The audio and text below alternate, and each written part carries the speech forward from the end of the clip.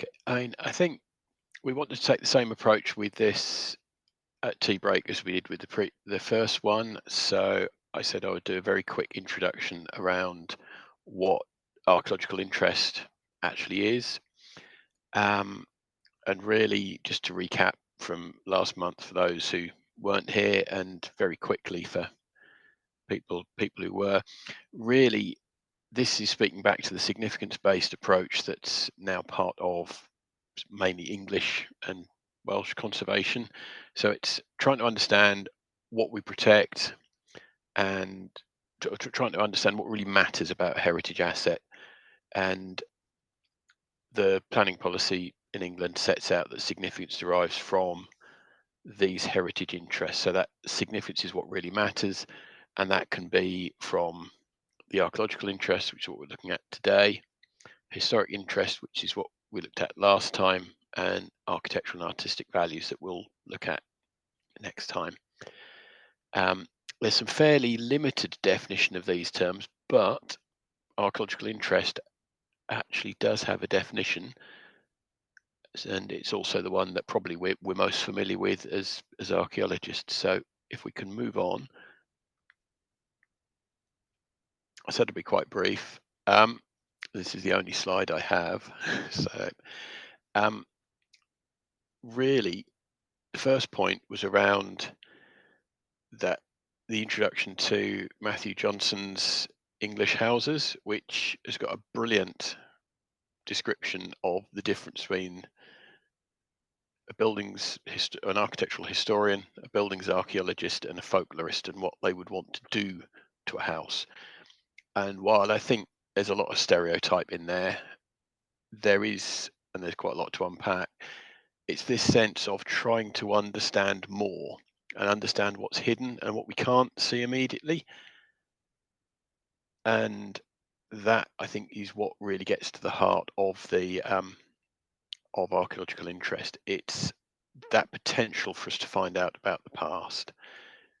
And policy says that there will be archaeological interest in a heritage asset if it holds or potentially holds evidence of past human activity worthy of expert investigation.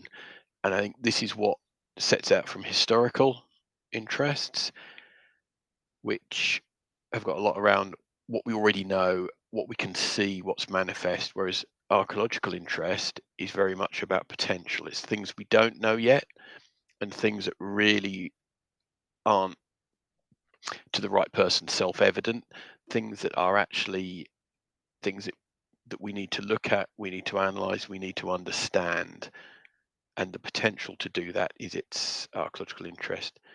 Now, these interests can be intrinsic to the fabric, and so by intrinsic, I don't mean only within the fabric. What I mean is they tell us about the fabric. So they tell us about how that structure was built, what it was used for. You might have things like wear patterns on doorways or window frames or on walls. You might have mortar analysis, that type of quite specific information. Um, or it can relate to sort of wider research. So comparing different buildings, understanding sort of wider cultural uses, compare and contrast different examples of the same type of structure. And contrary to Matthew Johnson, we don't have to destroy buildings to understand them. Although there are ways, or there's some techniques that are quite destructive, and some that affect it. So things like opening up a building to understand the structure underneath may be necessary. There may be decisions to be made about how far we go to understand and how far we just have to leave things uncertain. But it really draws on very traditional archaeological techniques and that kind of toolbox that we have that looks at various different scientific analyses, various different approaches that we can use. And probably the question to think about is, what does an archaeological approach to historic buildings look like? Is it a way of trying to analyze? Is it a framework for that that analysis and understanding, or is it around the specific techniques we use that might set us apart from buildings historians? So on those questions, I think I will hand you over to Jeremy. Thanks, John. And next slide, please, Cara. Right. Well, obviously, building on what John said, there are different scales at which we can obviously look at the issue of archaeological interest and evidential value. Obviously, there is the strategic scale. Here I just simply offer an image of one of the 1860s Methodist chapels in Cornwall. As some of you may know, there's an exhaustive catalogue of nonconformist chapels in England that was compiled by Christopher Stell, and region by region. And what was so interesting here in Cornwall is that only 10 years after we had done the resurvey of listed buildings in the mid to late 1980s, some of the buildings that we'd looked at using the inventory to guide us towards buildings which we were told were the most complete of their date, some of those buildings had actually, interiors had gone, leaving us with the earliest examples of interiors representative of Cornish Methodism and how it developed from the late 18th century, dating from the 1860s, as here. This could be quite a nice topic for a future session, looking at this issue of Methodist nonconformist chapels. But as another example, next slide, we can obviously look at strategically at time depth in the building stock and relate time depth in the building stock to time depth that we see in the pattern of settlement and time depth in the patterns of enclosure and related features and aspects of the historic landscape, be they routeways, how buildings of certain dates relate to routeways, which might now be merely footpaths, but which would have been quite significant routeways in the past, or to patterns of woodland. And so the obvious one here is you can see how this is using listed building data. So of course, in terms of evidential terms or in archaeological interest terms, we're looking at what is evident. So we're not scraping right into the details of fabric here. This is based on listing surveys, but I think as a broad brush, this is both of these maps are invitations to looking at and exploring and asking questions about archaeological interest and evidential value. One can see very clearly here the relative lack of buildings with a firm pre-1750 date even in large areas of Cornwall, and also in the designed landscapes going from Lincolnshire, North Norfolk up towards the Scottish border. And anyone going from Northumberland across to Cumbria will see that time difference going from landscapes with large estates rewritten through to landscapes with quite large estates, but with a very different history, and where we've got an earlier time depth of building stock, so having from the mid 17th century in Cumbria. It's a really strong feature of it. Again, this might make a nice topic for future presentations, including looking at how the housing stock has developed since 1851. Okay, next slide. But here I'm just going to have 10 minutes looking at Monk's House in Sussex, which is a building in Sussex with its associated garden that has exceptional value really for its association with Leonard and Virginia Woolf, and where I worked with Nino Strachey and also with the buildings archaeologist Maggie Henderson and the landscape archaeologist Nicola Bannister on a conservation management plan. This one nicely sort of exemplifies, I think, some of the issues that are common to many of us. It has, in in a broader context, you can see that setting out of all the values. It has exceptional evidential value for how it was transformed by Virginia and Leonard Woolf. And in that respect, we did some very detailed survey of the fabric, which you'll see in a second, and also detailed examination of photographic material and of archives, including sort of a fresh look at the archives, which Nino carried out, the archives in the keep at Brighton, many of Leonard Woolf's papers and other papers as well, which enables us to understand the alterations made to the house by the Woolfs after they moved in July 1919 in order to be closer to Vanessa's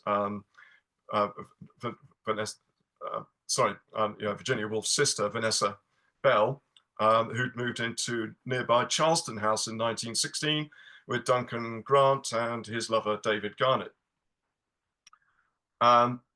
We have there a setting out of the values, but I don't need to go into in great detail now, because I think we're talking about this issue of evidential value. And you're going to see in a moment how I feel that evidential value is fundamental to how we attribute the other values as well. Okay, next slide. Maggie did a very detailed survey of the house, and we had some time looking at the house together and doing a detailed measured survey. And so this is one of Maggie Henderson's plans, survey plans, and I'm sure this type of technique is very familiar to many of you. But I think suffice to say that Monk's house appears to be a 3-unit, as transformed by the mid 17th century into 3-unit lobby entrance house, and it was then altered. It was altered again in the early 19th century as quite a grand 5-bay late Georgian house, really, with a sort of late Georgian front, sash windows and rendered walls lined out as stucco, facing the main routeway that passes through Rodmell village. The difficult thing is that actually we're still a little bit unsure of the extent to which the house might be mid 16th or mid 17th century. Quite a lot of the evidence is covered up by the extent of the early 19th century alteration and lining out, and also by some of the alterations done by the Woolfs. It's got a very close resemblance as a plan form to others in the area, which Maggie has studied. I'm just going to just turn off the chat so I can, yeah. So I'm seeing a lot of chat, which is great. It's a bit distracting. In the photograph, you can see the extension, which is shown in green, which was made by Virginia and Leonard Woolf in 1929. Virginia's bedroom being sited below a sitting room. Both of these rooms having very fine tile work and other decoration to the fireplaces by Duncan Grant. So we can see there how the house has developed. Now, next slide. Of particular importance, and I must admit that, Maggie and I both sort of found it quite amusing in many respects. This is the first time that we're sure of it, that a bath has ever been surveyed in detail for historic building survey. So you can see there in red the alterations conducted by the Woolfs, carried out by them. You can see the outline in the top slide of the bath.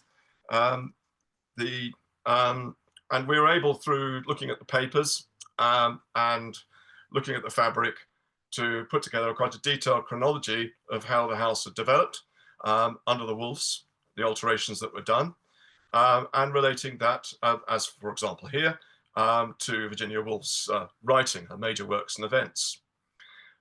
Many of you may be familiar with her seminal essay of 1929 called A Room of One's Own. And in many respects, that the extension exemplifies much of the argument put forward in Virginia Woolf's essay of that name. So the extension to the house is incredibly important in terms of its survival and in terms of its fabric, in exemplifying one of the sort of guiding philosophies of Virginia Woolf as she was developing and maturing as a writer. And you can see there it's just self-evident, really. In summary, there's a lot of research, and the plan is quite. The conservation plan goes into some detail into the sources and analysis of the fabric. The essential thing is that the house was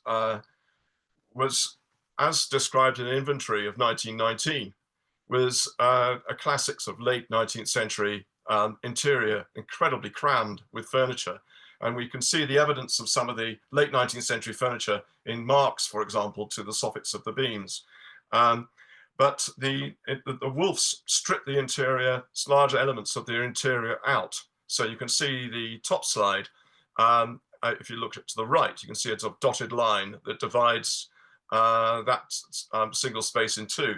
And that's the position of a partition, the evidence for which we can see in the soffits of the beams and joists in the room, which was taken out to create a combined, in Virginia Woolf's own words, a combined drawing-eating room in 1926. Other partitions were removed in the stair hall, the lobby, and the corridor to create a much larger dining room, which is to the left-hand side of the bottom slides. I'm sorry, I just made a mistake. It's both partitions to the right-hand bays were removed. It's the partition to the bottom right that is the combined drawing eating room. Right, next slide.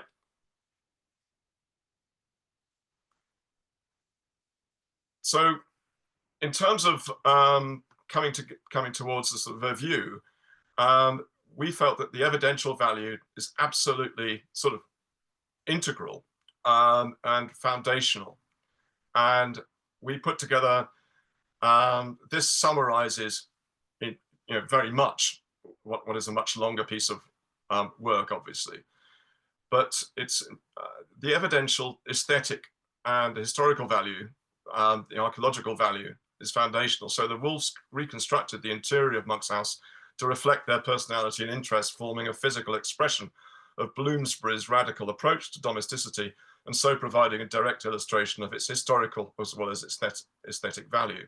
So the evidence that we have in the fabric is enabling us to see how essentially the Woolfs were aiming to achieve an urban lifestyle, if you like, within a rural milieu, something that you can see within the area as a whole, because there were huge amounts of, there were large numbers of very fine historic buildings that were being converted to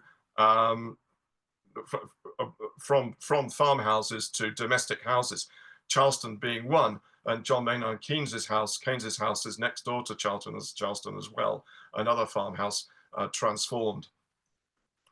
And that setting out enables us to ascribe different levels of significance to different parts of the house.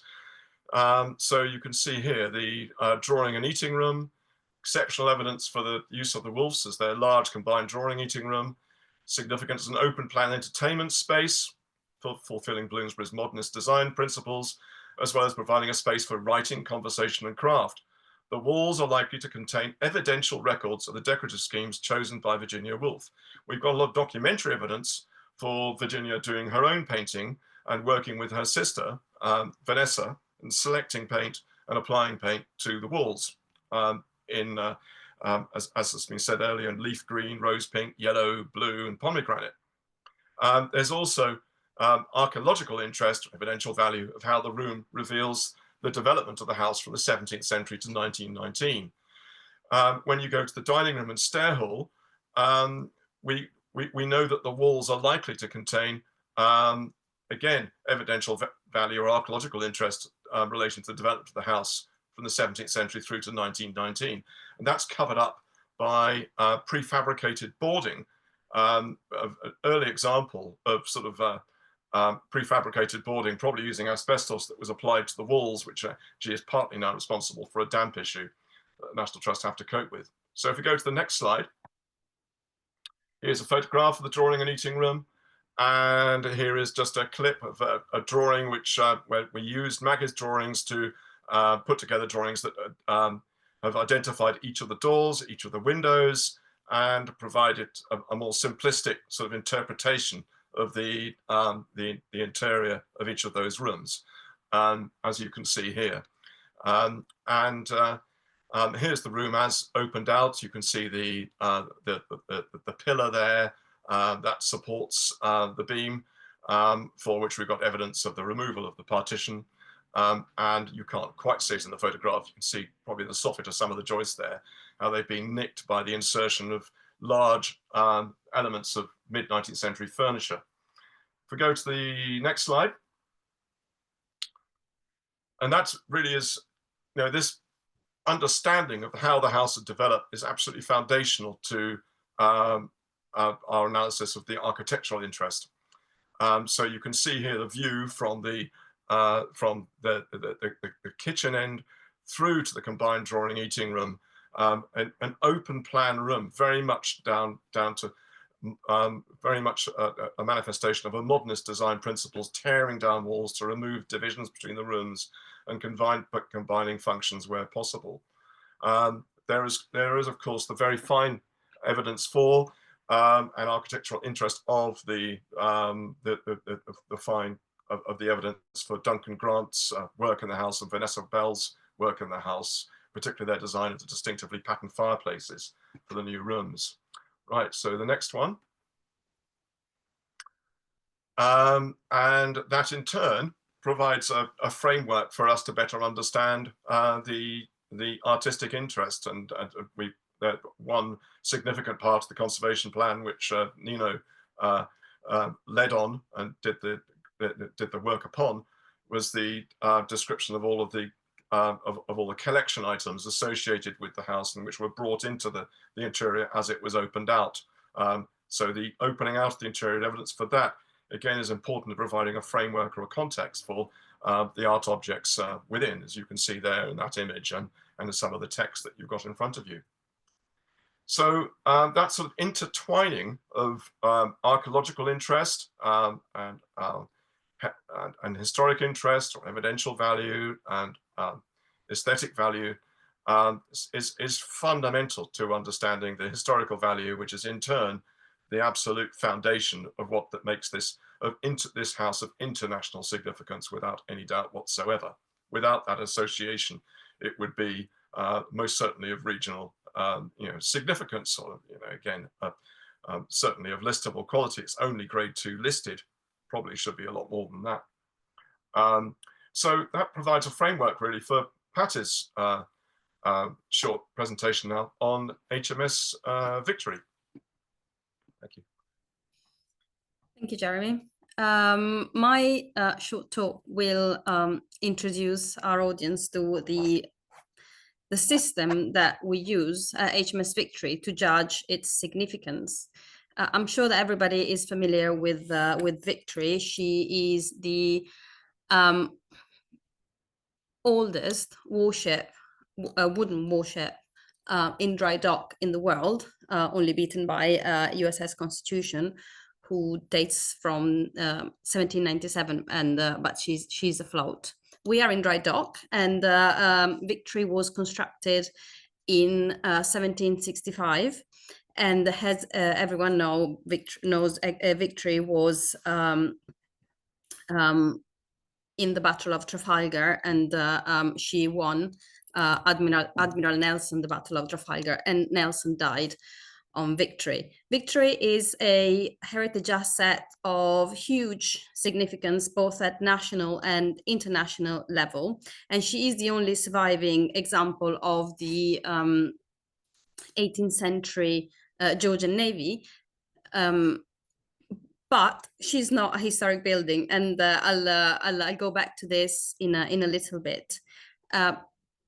She is currently included in the National Register of Historic Vessels, which is a register that is kept by National Historic Ships. National Historic Ships is a government-funded institution that acts as an advisory body to the government and to local authorities, and it's completely independent, although it's government funded. So they keep the register, and they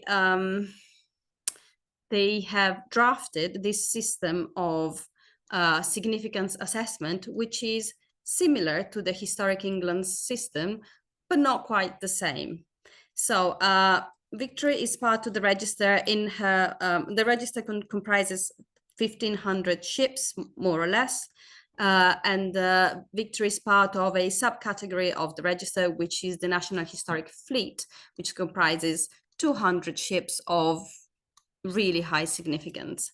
Not just that, she is also part of the Schedule Ancient Monument in the Portsmouth Dockyard Schedule Ancient Monument, which comprises 6 dry docks, and she is within the dock, which itself is a listed building grade 1. So you might argue that she's curtilage to the dock, but she's also a commissioned Royal Navy ship, and she's also a visitor attraction. So all of this come into play when in the management of the ship.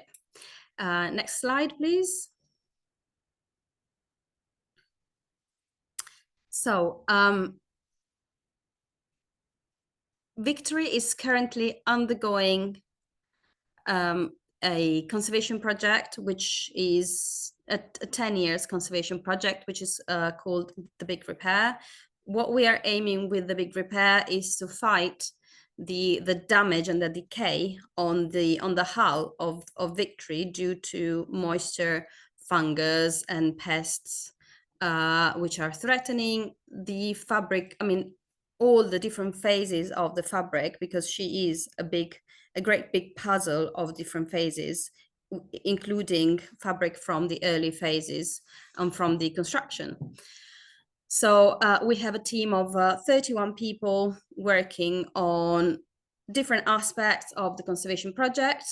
And we have heritage consultant and archaeologists looking at the heritage aspect of the conservation tasks that are being undertaken on the hull. Just to specify, we are conserving Victory in the hope that she can be a heritage asset that is conserved in perpetuity, not just for the next 50 years, so that her tangible and intangible significance can be enjoyed, well, forever, if possible. Next slide, please.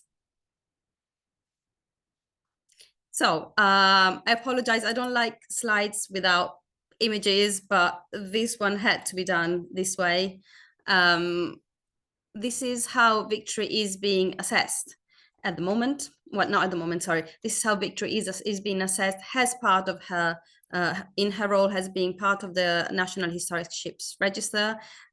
Historic Ships has published a guidance, which is called Understanding Historic Vessels, Volume 3. And in Volume 3, there are these 3 fundamental questions that have been drafted to support anyone who is assessing the significance of the historic vessels. So I use colors because I would like, I wanted to play around a little bit with the National Historic Ships system and the Historic England, sorry, not Historic England, the policy system from NPPF and conservation policy, just to understand how they overlap, if they overlap. And this is my view, but I would totally welcome observations from Jeremy or from the audience, because it's just a bit of a different way of looking at significance. So the first question that was drafted by National Historic Ships was, what is the vessel's ability to demonstrate history in its physical fabric? So to me, that really resonates with the definition of evidential value. She's an artifact that has survived for centuries now, and therefore, like any historic building, she comprises lots of different phases of construction. So these phases of construction have a huge potential to be studied and to provide us with information on the construction of Victory, the repairs, how she was treated, how she was used, what the philosophy of conservation was in the past. And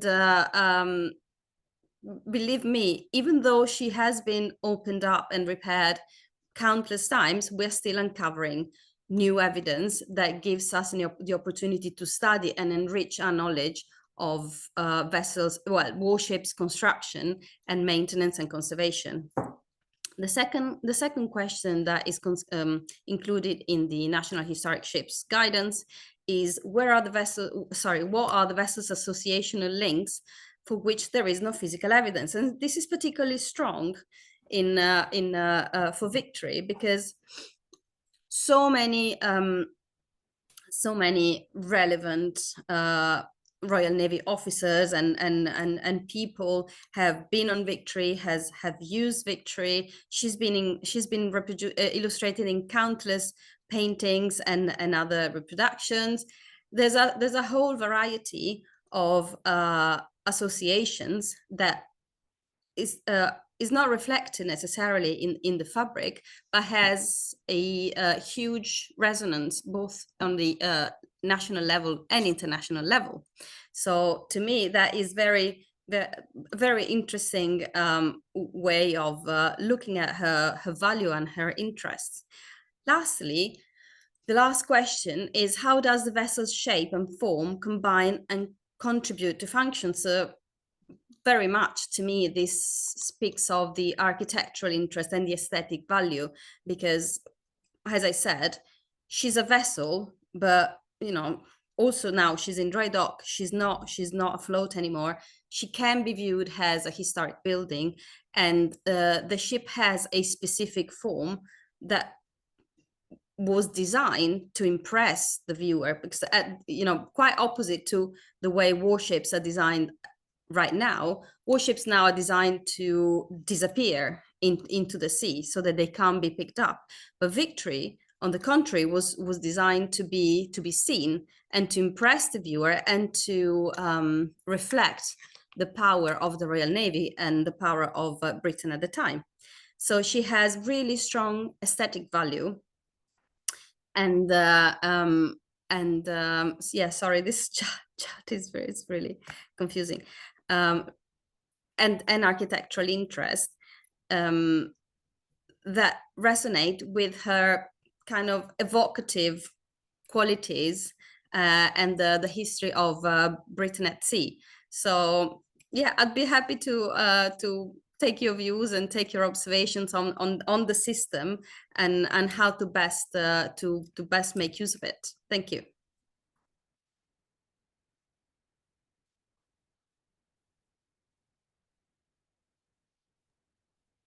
Thank you. Thank you, Patty. Well, it's time now for some discussion and conclusions. And I suppose that both Patrizia and I could do a bit of a summing up here, in that, as you were saying, Patrizia, that there's a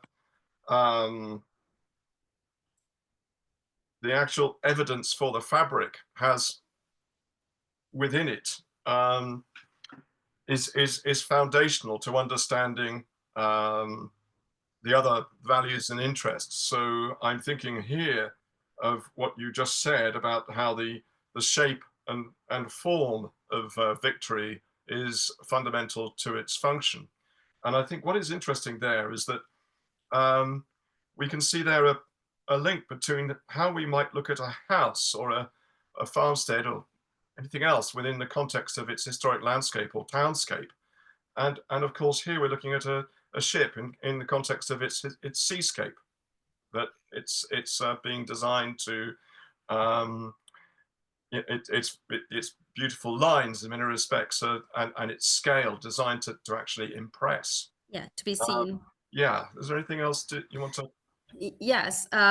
Also, I would like to point out that the archaeological aspect of Victory is really important in how the public perceives her, because she is often perceived to be she has to be a historic heritage, a heritage asset that has historic fabric within her. So in the eyes of the public, the historic interest of the ship is probably the most interesting, and is what the public is normally looking for when they're trying to understand the ship, because everyone is always trying to understand where the historic parts are, how they were changed, why they were changed.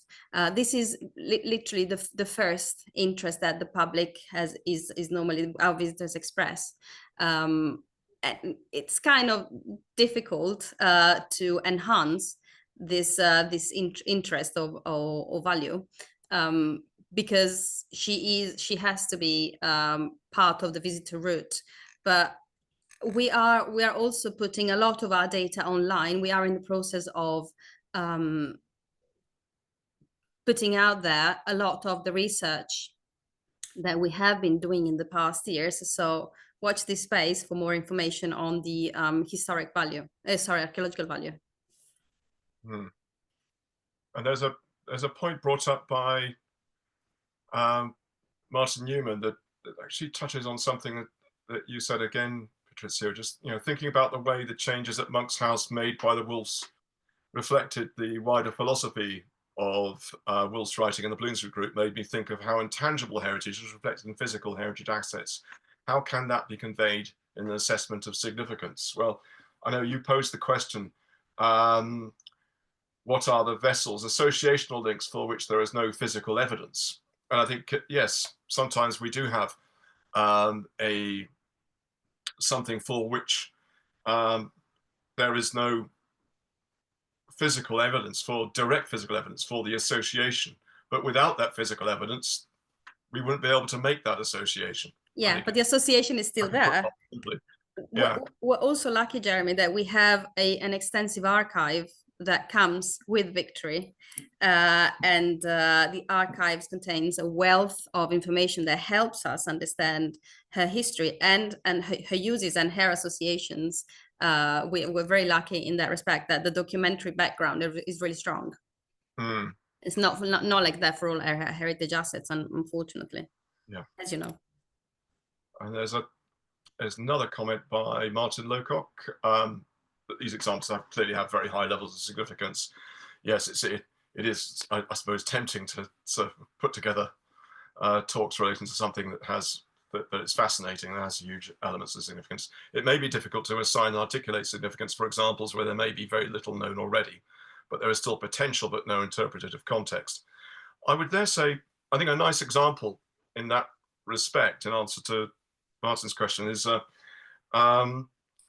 if one goes, let's say if one goes to the Peak District, you're looking across a landscape, perhaps particularly in the White Peak.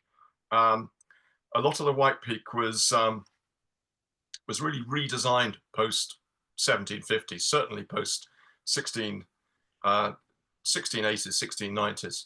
A lot of rationalization of the field systems, a lot of rebuilding of the farmsteads, a lot of new siting of farmsteads. And so the buildings on the face of it seem to be much later than if you go to the southwest peak, or the dark parts of the Dark Peak, particularly, where we might have good evidence of single-story houses, crop frame houses being raised up and all of that. But However, that very sort of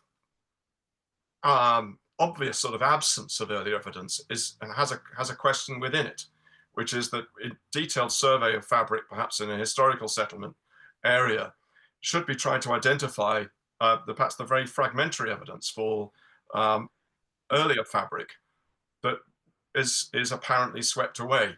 So I think even in areas with absence, shall I say, or what seems to be absence, there is also an invitation to think about presence, to think about what might be there, and that might also be helping to tell us the story of those places and how they've developed. I'm just thinking of, because we don't have an awful lot of time left, has anyone got any actual questions that they would like to ask? I did raise my hand. I wonder if I could jump in there, Jeremy, if that's okay. Yeah, yeah. I was half writing the question, but I think it's easier to speak it out loud to both of you. So I think it's the way in which we might want to explore that through investigation, evidential value, archaeological interest is realized. So you picked up on that. The historical interest is enhanced because of the release, the realization you've won through. You've actually lost evidential value because the potential has been realized. Now, that's the thing we explore probably more articulately, although maybe not out loud, when we talk about archaeological excavations. It's gone, historical interest raised, evidential value lost. And I was interested in your notes where you were clearly articulating, Jeremy, with your building, that the historical interest had really elevated through exploration. But I didn't hear you, and excuse me if it sounds like a criticism, I didn't hear you say the evidential values actually come down through that exploration. I'm not saying it's been completely released. There were still examples you gave where there was further investigations and further potential. But that's the thing maybe we should maybe tackle a little bit and say out loud a bit more often, yeah? That's probably quite a good, that would make quite a nice topic for something in the future. I think that, yes, the interesting thing there with regard to Monk's House is, of course, that we know that the wolves swept away. They swept away those partitions at the ground and first floor. You know, it's an obvious example, isn't it? Really, which are integral to one's understanding of that house being a 3-unit lobby entry house, certainly as rebuilt in the mid 17th century. If it does have earlier fabric, the earlier fabric, it's difficult. We think that there could be earlier fabric, but it's difficult. And what you're saying is that sort of absence of evidence, or the evidence we have for that loss of historic fabric, is really fundamental to us ascribing a very high level of historic interest through association and through the way that removal of the evidence actually illustrates the guiding principles. Not necessarily talking about the way it's evolved historically, but your specific investigations, that have explored the fabric and enhanced the historic interest, has released that potential. Because remember, that was the definition you came to, wasn't it? That it has at some point in the future. There is a point where you can say, maybe I've explored as much as I can on this now. You know, maybe I've done all the important investigations, 50, 70, 80% of the investigations. The fabric is still intrinsic to telling those stories. Yeah. You know, that the way in which the historic values are entrenched within the fabric is massively important, because that's the fabric telling its story. But I do wonder whether our evidential value, our archaeological interest, has diminished as you've explored it. Yeah, certainly. I'm not sure how to answer that one. That's a really interesting point. I think if you want to invite me back to do a paper on it next time, feel free. I think so. I think it'd be really good. I think Bob Edwards actually has made a point, saying that you've made a good point, and something that he would address, where a timber frame building has archaeological potential for the use of dendrochronology, but where the dendro has been undertaken, the potential is less. I completely agree, and it's not necessarily talking about the loss of fabric. It's not in that case, because dendro, we know we remove tiny amounts of fabric and we retain much of it, etc. But it's the potential is no longer there because we've released it. Yeah, And I think Tara Hayek is saying something as well. I mean, I think one obvious, I think both Bob and I, so forgive me, Bob, we once had a case where we were looking at or it was you, Bob, I think, we're looking at a barn, and the evidence there was, there was a clear case for actually removing the evidence for the threshing floor doors having been infilled, so that we could bring light into the barn and have a really good scheme. And there was some pushback on that because it was part of a later alteration. But I think if that later alteration was, let's say, a middle 19th century alteration that was part of a significant phase that one can read in other parts of the fabric, let's say a complete change of use from that barn to another use, I would say that's less significant, more significant than if the evidence for the infilling is relatively recent. But it's a difficult one. We can get ourselves into knots about it, but I think it would be a really good one to discuss in some detail. So hopefully this session has plucked a few of those things out. Jeremy, can I thank you, Robert, for your observation. That's really interesting. And to be honest with you, I've never thought about it like about the effect of the increasing of one value or interest on the others. So if you come back to give a talk, it'd been really nice to understand how values or interests are measurable, not just in an empirical way, properly measurable, and how the raising or lowering of the values can have an effect on the other values, because there might be a system that can be kind of predicted. I'm just putting it out there, back to you, something to think about. Yes, it is a thing when we undertake complex impact assessments. You might sometimes be talking, as Jeremy did, about the loss of something for the gain of something else. And sometimes when we deconstruct heritage significance into those constituent parts of those different values, those different interest types, you sometimes are putting one up against the other. You are saying, you know what, I might make it look a bit prettier aesthetically. You might be able to return it to the original designer's intentions, but you might be removing some interesting phase, as Jeremy picked up, in between those periods. And we're often, as conservation specialists and heritage specialists, weighing those things up. But that's we probably don't do it very empirically. It's often done via a narrative and a bit of a gut feeling sometimes, let's be honest with you. I like diagrams, so if it could be done via yes. diagram. But I think what would probably be quite interesting in that case is when you start teasing out the differences when you've got a large complex or set of heritage assets where you might be affecting one more than the other, with different interests being affected differently. That's when it starts becoming a bit of a melting pot. And yeah, I do have some project experience where we've tried to do that, actually. So. Okay, thank you. Has anyone got any other points? I'd like to come back to you, Robert. I think this might make a good session topic.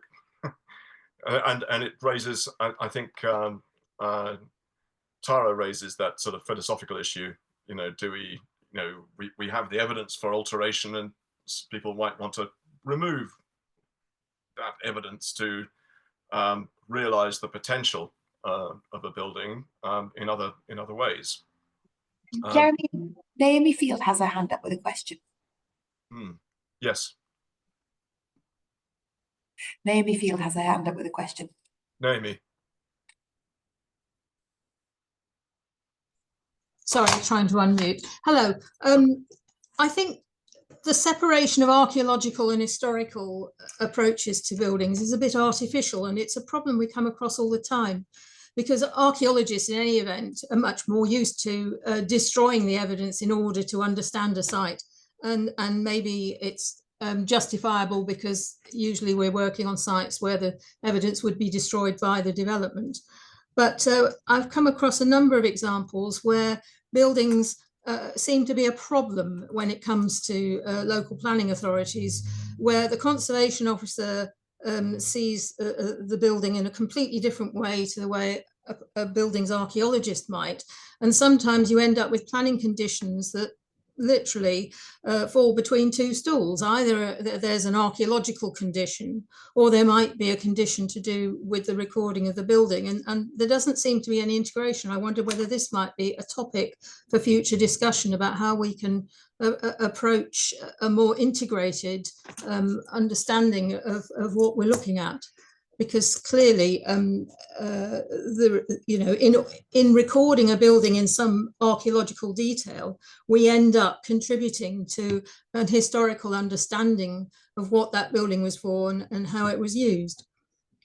Yeah, exactly. It's a long-standing issue, Naomi, isn't it? Really, something that in my sort of former life in English heritage, and before that, really, I was sort of grappling with a lot. And you can see that difference of approach. And I think sometimes either side can get slightly exasperated with the other, and that's, it's fair to say. I think that would make, yeah, in a sort of framed carefully, I think that would make a really good topic. Yeah, I mean, we've all come across buildings where we've got conditions for recording fabric, and then conditions for recording archaeology if trenches are being put through, for example. So yes. All I want to say is Naomi, just because it's politically and topical at the moment, stealing the microphone again from Jeremy, apologies, is that actually with devolution and the possible changes in local government, that actually we might have an integration with specialist services, which is currently distinct across a lot of areas at the moment, where you've got a county-based archaeological advisor and a district-based conservation officer. So I'm hopeful that devolution might bring some synergies into departmental thinking, and maybe I'm being optimistic and hopeful at the same time. But there could be actually closer working between conservation officers and archaeologists coming forward in the future, and I think that could be a good thing. But your first point about the way in which archaeologists, me being one of them who's dug up millions of pounds worth of archaeology in his 25 years, is that actually it's because it isn't very self-evident, and because most buried archaeological remains don't have historical interest. We're ready to go at it with the spade and the digger and the trowel to release that. Whereas in the opposite sense, and I'm also a historic building consultant, because the historic value is so self-evident, I'm far more reticent to go at it with the spade and the trowel and the digger. And because its historical interest is already telling a narrative, I'm more sensitive towards change. Whereas for buried archaeological remains with no distinct historic interest until you've had a go at them, that's why I have greater confidence. Sometimes you come across something buried and you think, actually, this has got such historic interest, I want to leave it in the ground. But they're quite rare. Well, I would like to share your optimism about government reorganisation, but I'll reserve judgment on that.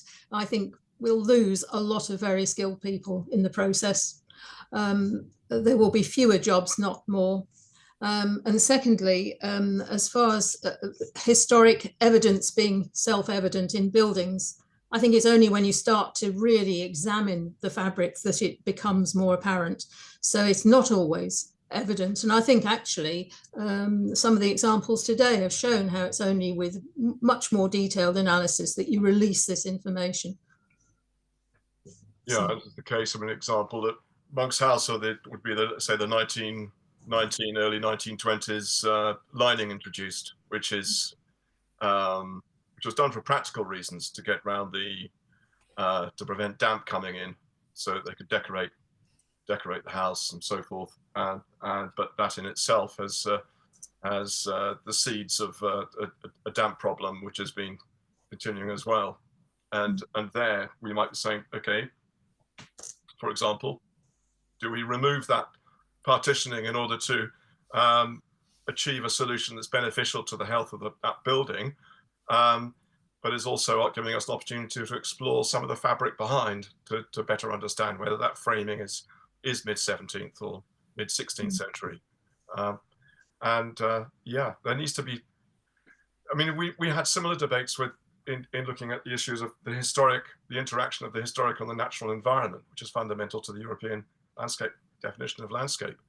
And sort of, rather than putting heritage in a box, sort of thinking of actually how historic function has determined, has really shaped the sorts of landscapes that we get, and local distinctiveness and so on. And in some respects, I feel that with historic buildings, that there can be more reticence to think of the of perhaps the art of the possible, the potential of a building to reveal its significance and to change possibly. But it comes from a different philosophical tradition, yeah, possibly. I think we're now up to 1 hour, and I think we've got some interesting ideas to explore for one of our other sessions. So without further ado, I can't see anybody else with a hand up. Is there anyone? Can you see anyone else, Cara?